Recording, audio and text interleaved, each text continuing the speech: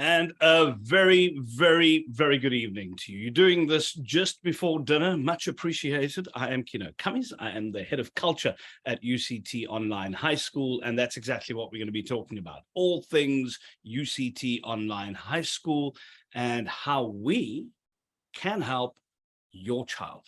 Or if you're a guardian, the young person that you are a guardian to. So without any further ado, you know who I am. It's time for me to introduce you to our amazing colleagues. The first one is the phenomenal Yandiswa Kakaza, our director principal at UCT Online High School. Yandiswa, as always, great to be on the same platform as you. Hi, Kino. Hi, everyone on the call. Thanks for joining us. Awesome stuff. And then we move over to Mr. Sipho Mpasane, aka Cool Personified, head of school for the CAPS Aligned National Senior Certificate. As always, Sipho, great to be jamming with you on the same platform as well, sir. Thanks so much, Kino. Absolutely, and there's lots to get through tonight, and we're going to make sure that you make it for dinner. We promised 6:30. Let's deliver on that. We've got a jam-packed agenda. We're going to introduce you to UCT Online High School, of course, the National Senior Certificate within context of the high school, and then the unique learning model that we have. We'll explore that because that will really be supporting your children through high school. So that is what we're going to be talking about. Yandiswa, I hear lots of exciting new things happening at UCT Online High School in 2023. Let's talk about it. Thank you, Kino. There's certainly a few exciting offerings that we have and that we are launching in 2023. As many people might remember, we opened our virtual doors in January this year when we launched UCT Online High School with CAPS Aligned National Senior Certificate, and the school welcomed nearly 5,000 high school learners across grade 8 to 11. We also launched our free curriculum, which provides free access to our online CAPS Aligned curriculum to effectively everyone interested, and that includes parents, learners, educators. The new additional offerings will be available from January 2023. So UCT on one of the most exciting actually on that list is the UCT Online High School has been approved to offer the renowned Cambridge International IGCSE qualification for year 10 high school learners. And then in 2025, the school will be rolling out the international AS and A level qualifications. This does mean that we become one of the only official Cambridge International online schools in Africa. And in the second new edition is the adult matric program for adult learners who would like to obtain their matric qualification, the amended senior certificate. So those are sort of the highlights in terms of our new editions and exciting offers for 2023, Kenan. Well, it certainly is, and I think, you know, we've seen all the headlines, lots of press when it comes to UCT Online High School, and it's not about patting ourselves on the back. It really is about us all working collectively to raise all our children with the tide, and that's what we need in the country, right? And we're going to be focusing on one of these offerings that Yandiswa was talking about earlier, the National Senior Certificate. And let's get into it, right?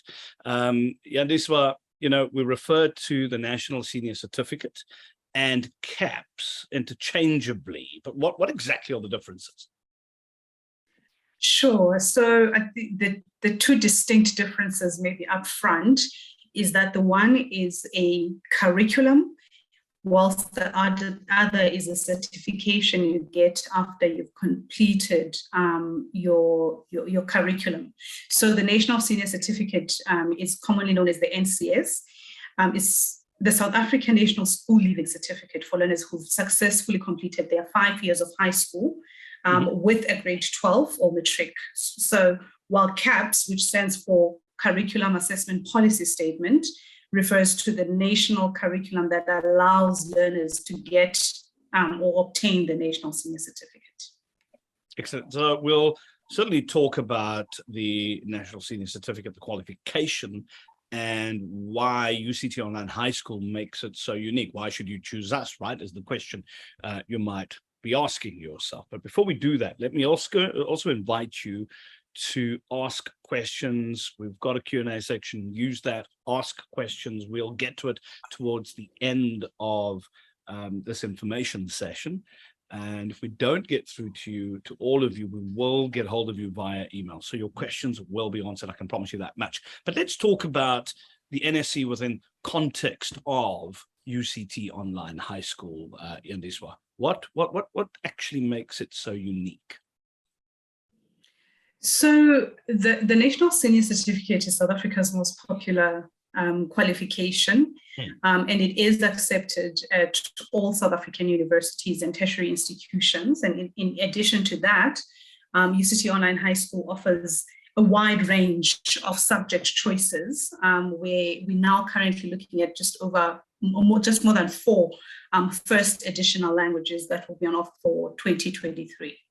And I think another question parents might have is, how does UCT Online High School then, prepare a learner to achieve, their NSC qualification? Sure. So the school's goal, Kino, is really to just see young people, or young learners rather, achieve their National Senior Certificate. And to do this, the school relies on a great learning model, which I will ask Sipho, the head of school for the National Senior Certificate, to just take us through the details of that. And on that note, and I think it's a wonderful segue, Sipho, it's over to you. What are UCT Online High School's 7 learning pillars? Thank you, Kino. Underpinning everything that we do at UCT Online High School are these 7 pillars. These 7 learning pillars, and they are structured flexibility, individual mastery, motivating support coaches, dynamic academic support, responsibility and accountability, data-driven support, and finally, the science of online learning.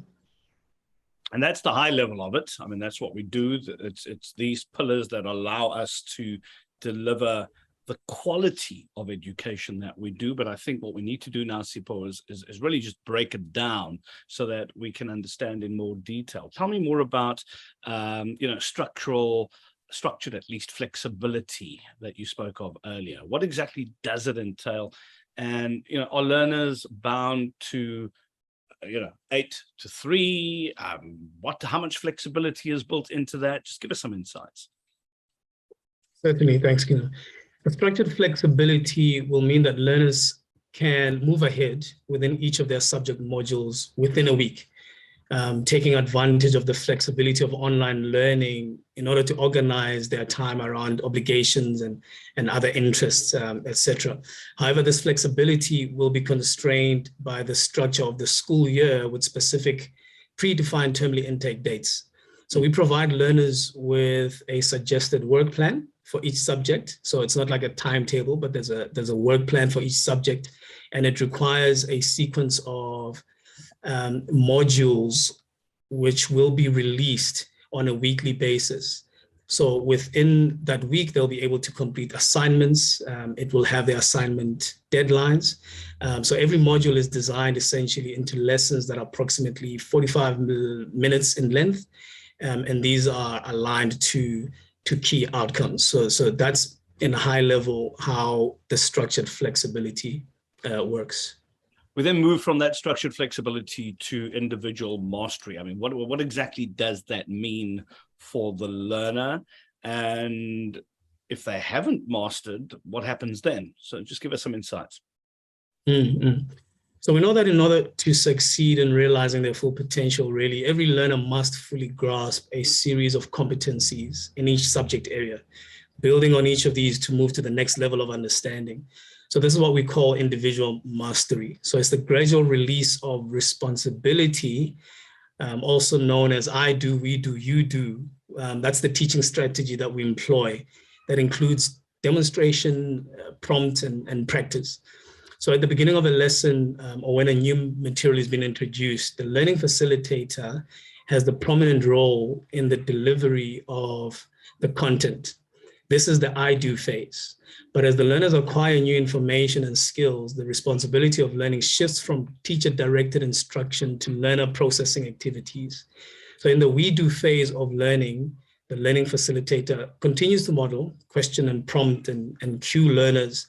But as learners move along into the you-do phase, they rely more on themselves and less on the learning facilitator to complete the learning task. And this is how we move them towards this individual mastery, getting them to master content as they move through the learning path. So motivation is a key thing as well. We talk about, motivating support coaches, but the question is, how does that actually take place? How do you actually monitor, motivate teenagers? You know what it's like. I know what it's like when I was a teenager about 100 years ago. I would take every chance that I could to do other things. So it's important, because when you've got flexibility, with that comes responsibility. So let's talk about the role of the coach there as well. I like that. I think we should coin that somewhere. With flexibility comes great responsibility. But this is a really important one, given the environment that we are in. So we have an amazing team of motivating support coaches, really whose primary responsibility is keeping every learner on track and within that framework of structured flexibility. So they do this by driving effective and appropriate learning behavior through guardian interventions and group learner sessions. So each support coach administers a learner priority system that enables them to identify a subset of learners in their care who need additional support. So they will also be responsible for reaching out to guardians where automated prompts have been exhausted. In addition to this, they monitor and support learners' academic progress. So support coaches focus on behavioral science principles in driving effective learning behavior, and in collaboration with our student well-being team, which is another great feature in our model. They address learner concerns that are socio-emotional in nature, because I don't know if you knew this, Kino, but learning is not only cognitive, but it's also social and emotional. Absolutely. Absolutely. I wish my teachers knew it while we were at school. Would have helped me. A lot of people would argue. But, one of the other pillars you mentioned was, sort of the dynamic academic support. Once again, it's great as a high level concept, but I think to deep dive into that's important. Traditionally, we all know the talk and the chalk, standing in front of the teacher going, "Come here, keep quiet. We're trying to lecture," right? How do you actually educate in an online space? Yeah, this is an exciting. All our 7 pillars are exciting, but rather than the conventional expectation that a single teacher can provide all of these facets of education, an online school requires the provision of learning facilitation, subject expertise, assessment, and feedback that is best provided by a team of specialists working in unison. So the concept of dynamic academic support is the application of the right specialized expertise to our learners at the right time. It is the online presence of our subject specialists through the focused and effective use of video resources for each subject in each grade through customized videos. In addition, as each subject module is rolled out across the 4 terms in the year, subject specialists record weekly videos in which they update their classes on things that are relevant or that are happening. And they talk about progress of their learners. They call out learners that are doing well and contributing to the class. So in addition to this, our learning facilitators will hold what we call Ask Me Anything sessions. We refer to these as AMA sessions, in which they will both answer learners' questions and go through additional skills that learners may require. So learners will be able to prepare for these sessions by asking questions in advance as they go through their learning path.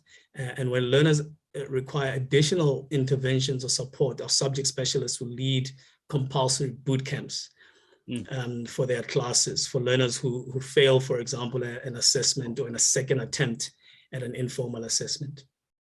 And then responsibility and accountability, almost speaking to what we mentioned earlier. We alluded to this, as a matter of fact. So responsibility and accountability, what are some of the key factors, right, for learners actually being successful in an online learning environment? Great question, Kino. You're on a roll today. You're just asking me the right questions. Right. Trying to keep up with you, by the way. So, yeah, as in the case in any school, learners need to take responsibility for attending classes, completing assignments, and their assessments, and taking up every opportunity really that is available to them to the best of their abilities. And likewise, guardians are accountable for their learners' attendance in class, right? Whether in a physical classroom or online, they need to be encouraging the right behavior and supporting their learners in the best way that they can. So this can be particularly challenging in an online environment, as you can imagine. Yeah. But at UCT Online High School, we've introduced a system of incentives to promote the culture of personal responsibility and accountability amongst our learners. So we're not just telling them to be responsible, but we're incentivizing them. And how we've done this is by including an integration of a Vitality-esque gamified point system within our curriculum. So this is embedded within the actual learning platform. And the aim really is for this to improve timelines and frequency of learners engaging with their content or with their schoolwork. It is meant to incentivize completion of their course, and as well as to just demonstrate to the learners that we appreciate the commitment and the motivation that they show. So learners will be able to redeem these points for real rewards at our online store. And we believe that this is an important learning pillar, and it contributes greatly to academic success because it means that learners will have something to work towards that is tangible, not just a bright future, but there are these little rewards along the way that can incentivize them to work even harder. The other pillar we've mentioned earlier has been, data-driven interventions, and I spoke about, talk and chalk, and this is not meant to knock, traditional schools. There are teachers working really hard in those schools. There's some really good outcomes as well. This is just an alternative. It's an amazing alternative which looks at the learner holistically. And speaking of that, how do we make sure that learners don't get left behind? Very important not to leave them behind and fall through the cracks, right? Talking around this whole data-driven intervention. Yeah. So I know that the misconception out there is that simply because a learner is not in a physical space where register is marked and, heads are counted as such, that they can easily slip through the cracks and just blend into the background. But online learning allows us to use digitally derived data, which is now an integrated part of all good approaches to providing learning opportunities. So our learner analytics provide learning facilitators, subject specialists, and support coaches with the comprehensive overview of each learner's progress, raising flags when learners are struggling, for instance. And as the technology keeps improving, we are able to introduce additional data-driven interventions, which include proactive interventions prior to the learner attempting assessments, for example. In addition, our system will also use data-driven interventions in form of nudges to learners and guardians when certain behavior is displayed, such as, bunking class or not logging on for a specified amount of time. And then, that final pillar, the science of online learning. So let's unpack and demystify the science. What does a learner's average day or lesson look like? Yeah. So we get asked this a lot, and I can imagine just because of the nature of our school, it is a great question to ask. So we've ensured that our lessons are underpinned by the science of online learning, where we use technology to promote engagement. It's really all about promoting engagement with each subject field in the curriculum and stimulating our learners to evolve from just being these passive recipients of the curriculum and the content to becoming active and inquiring thinkers who take responsibility for their actions and for their ambitions, as it were. So let me break it down for you. So when a learner logs into the learning management system and opens up a subject or a module for that week, they encounter 6 steps, really. The first one is opening that actual module. Then they will see a signposting video, where a learning facilitator is essentially introducing the module and picking out key elements and concepts that are to follow. Step 3, they will then engage in a lesson that's about 45 minutes each lesson, and depending on the subject, there might be a number of lessons within that week. Then they've got a wrap-up video and a mastery check, and then they will move on to the next module that will start the following week. Okay, now we want to get to those questions. We've got a couple of one or two more things to go through, but quickly on this one, if you can, Sipho, what happens if a learner fails a mastery check and is not ready to move to the next module? Yeah, that's an important one. So it is at this point that a series of remediation interventions kicks in to provide the necessary support for the learner. So we do this through additional remediation videos, through compulsory live session boot camps, and further attempts to successfully complete that mastery check. Perfect. Super. Now we're going to move on from there. Thank you very much. And I think you've quite succinctly went through those 7 pillars. But Andiswa, if we, we've come to the end of this information session, and we are going to be taking those questions as well. But are there any important takeaways that we want our audience to take note of, before we take these questions? Certainly. I'm in the dark, so that's also telco, ESCOM, not telcom, just did what they do best. All right, there is a few takeaways or reminders rather, and one is that for those parents who are keen to join UCT Online High School, school starts on Wednesday, the 11th of January in 2023 with the general orientation week. So it's quite important to get your online qualification in before the end of this year to allow for that full process to take place. And then school fees for next year is 2,195 per month. This is over a 12-month period. And there is still time to get a 20% discount off your placement fee when you apply during the month of October. So it's a few more days left. And then we also encourage parents to please reach out to our admissions consultants for more detailed information. We do also have a great offer in the month of November, and this is quite substantial and would go a long way in relieving a lot of parents. It's an 80% discount off the placement fee if you apply and pay your placement fee during the month of November only. So it's only applicable for the month of November. So please, once again, reach out to our admissions consultants. They'll be able to assist any interested people in receiving this limited offer. And that's it from my side, Kina. Thank you. Excellent. Time for us. Thanks for that, Yandiswa. Time for us to now do that Q&A that we promised. And I'm just having a look at the questions that you've asked. And remember, if we don't get back to you, we'll get back to you. If we don't get to your answers, we will get back to you via email, right? We've got an amazing team. The one thing we never do is leave an email or a question unanswered. It's the one thing we pride ourselves to. So the first question from Lucy Singh. Lucy, thank you for asking it. And this one is for you, Yandiswa, I think. My son is currently in matric, but hasn't had a great year academically and wants to repeat his matric next year. And I think that's the question. I mean, basically, what can he?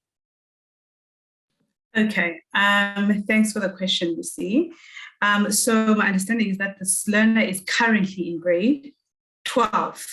Yeah. Okay, so yes, learners are able to enroll with us to repeat grade 12, provided they meet our admissions criteria. This means that they must be between the ages of 16 and 20 at the start of the school year. Okay. They also need to have passed their grade 11 year. So we'll use that report to basically make sure that they deserve to be in grade 12. Yeah. Right. Okay. Second question. Is that all, Yandiswa? I thought did you want to add something to that? No. Okay, perfect. Irfan, thank you very much for your question. Sipho, I think this one aimed at you. By completing the NSC at UCT Online High School, do you have a better chance of feeding into UCT? I think this is a question that's been very popular over the past year and a bit. Yeah, certainly. Yeah, certainly it is a question we get asked a lot. So learners who complete their NCS through NSC, my apologies, through UCT Online High School will be eligible to apply at UCT like anybody else should they meet the criteria. However, they'll still be required to go through the same admissions process as anybody else. So they are not more favored just because they went through UCT. Our hope is obviously that we prepare them better than any other school, but the same admissions criteria applies to them as well. Yeah, and I think we that's key. Hey, we do prepare them, so they are ready, and UCT is a key partner in all of this as well. So yeah, no, awesome question. Anonymous attendee was our third question, Yandiswa. Could we please have the recording sent to us at the end of a Zoom call, please? That is the question. Yes, certainly. The webinar, this will be sent out to everyone who attended this webinar on Friday, and then we'll also post it on our YouTube channel. Okay, fourth question, Nolene Jacobs, thank you for posting it. How are assessments done? Do they write tests and exams? Sipho? Yes, like any other school, in order to determine promotion, we do have tests and exams. I suppose, you know, the question is how those tests and exams are administered. All our tests and exams are online.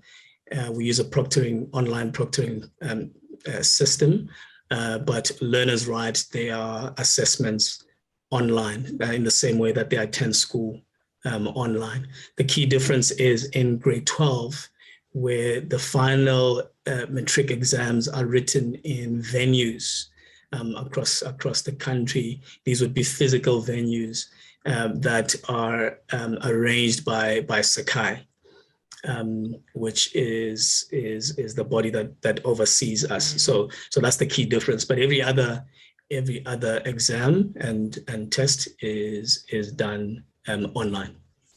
So this question, I think Sipho directed at you as well, comes from D. Thompson 1. There can only be one. The question, what device laptop is needed for the school? Sorry, someone just updated my WhatsApp and then it scrolled all the way to the bottom. So I'm just reading the question again. So devices and laptops, you know, are they required, and what can you tell us about what devices and laptops are indeed required?